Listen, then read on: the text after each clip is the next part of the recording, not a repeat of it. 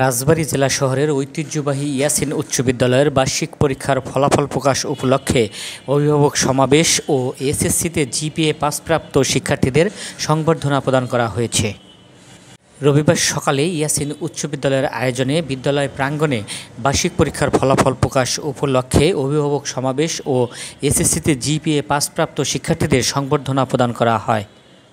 এ সময় ইয়াসিন উচ্চ বিদ্যালয়ের প্রধান শিক্ষক মোহাম্মদ ইকবাল হোসেনের সভাপতিত্বে প্রধান অতিথি হিসেবে বক্তৃতা করেন রাজবাড়ীর জেলা প্রশাসক মোহাম্মদ জাহিদুল ইসলাম মিয়া।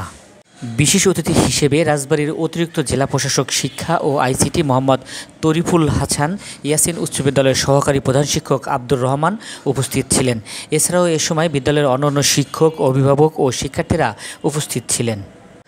পরে অভিভাবকদের উপস্থিতিতে বার্ষিক পরীক্ষার ফলাফল প্রকাশ ও এসএসসিতে জিপিএ 5 প্রাপ্ত 22 জন কৃতী শিক্ষার্থীর হাতে ক্রেস্ট ও ফুলের শুভেচ্ছা তুলে দেন রাজবাড়ীর জেলা প্রশাসক সহ আগত অতিথিরা। রেজাল্ট আসলে ডিপেন্ড করে যে রেজাল্টটার ইম্প্যাক্টটা কি। আজকে যদি কক্সবাজারে আমরা যাই, কিন্তু কক্সবাজারের সমুদ্রের যদি গর্জন না থাকে, এই সূর্যের যদি তাপ না থাকে, তাহলে চিতার যদি ক্ষিপ্রতা না থাকে, তাহলে কিন্তু তাদের মূল্যায়ন নেই। তাহলে কক্সবাজারের গর্জন না থাকলে কেউ যাবে না।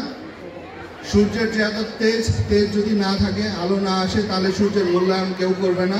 ঠিক আমার রেজাল্ট যেটাই হোক, আমি যদি সমাজে মানুষ হিসাবে প্রতিষ্ঠিত না করতে পারি, নিজের মধ্যে যদি মানবিকতা বোধ না তৈরি করতে পারি, তাহলে কিন্তু রেজাল্টের মূল্য থাকবে না। আমরা প্রত্যাশা করি যে আমরা যে দুটি চোখ দিয়ে দেখি, এই দুটি চোখ আমাদের প্রকৃতিতে দেয়া, আর শিক্ষা আমাদের যে দুটি চোখকে খুলে দেয়, সেটি হচ্ছে আমাদের মনের দুটি চোখ। আমরা যেন আমাদের সেই মনের দুটি চোখ আমাদের সেই শিক্ষার মাধ্যমে খুলে ধরতে পারি এই সমাজের কাছে।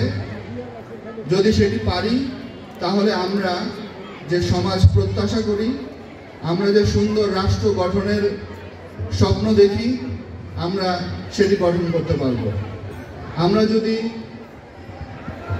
আমাদের মধ্যে সেই ভালোবাসা বোধ, আমাদের মধ্যে যে শ্রদ্ধা বোধ, আমাদের মধ্যে সামাজিকতা বোধ, সেটি যদি আমরা না জানি, আমরা আরেকজনকে কিভাবে ভালোবাসতে হবে, ছোটদেরকে কিভাবে আদর করতে হবে, বড়দেরকে কিভাবে রেসপেক্ট করতে হবে, আমার দায়িত্ব কি, সেটি যদি আমি না জানি, তাহলে আসলে শিক্ষা খুব একটা ইম্প্যাক্ট তৈরি করতে পারবে না। তো আমরা বিশ্বাস করি, আমাদের যারা এই স্কুলের যারা ছাত্রছাত্রী আছে, যারা ভবিষ্যতের দেশ গড়ার কারিগর, এবং এই স্কুলের যে শিক্ষা, সেই শিক্ষা তাদের সেই মনের দুটি চোখকে খুলে দিয়েছে, এবং এই দুটি চোখ দিয়ে তারা আমাদের যে কাঙ্ক্ষিত যে রাষ্ট্র গঠন আমরা স্বপ্ন দেখি, কাঙ্ক্ষিত যে সমাজ গঠনের স্বপ্ন দেখি, সেই সমাজ তারা প্রতিষ্ঠা করবে। সবার জন্য রইল শুভকামনা। আসলে আজকে অত্যন্ত ব্যস্ততা, আপনারা জানেন আমাদের এই জেলাতে প্রধান উপদেষ্টা আসছেন, সুতরাং সেটা নিয়ে আমাদের একটু ব্যস্ততা আছে। সেই কারণে আমি বক্তব্য দীর্ঘায়িত করলাম না। তো সবার জন্য রইল আবারও শুভকামনা। সবার চলার পথ সুন্দর হোক, এবং সবাই শুধু ভালো ছাত্র হিসাবে নয়, ভালো মানুষ হিসাবে এই সমাজে প্রতিষ্ঠিত হোক, সেই প্রত্যাশা রেখে, এবং আমাকে যারা এখানে ইনভাইট করেছেন তাদের প্রতি কৃতজ্ঞতা জানিয়ে, ধন্যবাদ জানিয়ে আমার বক্তব্য শেষ করছি। সবাই ভালো থাকবেন, সকলকে ধন্যবাদ। আসসালামু আলাইকুম।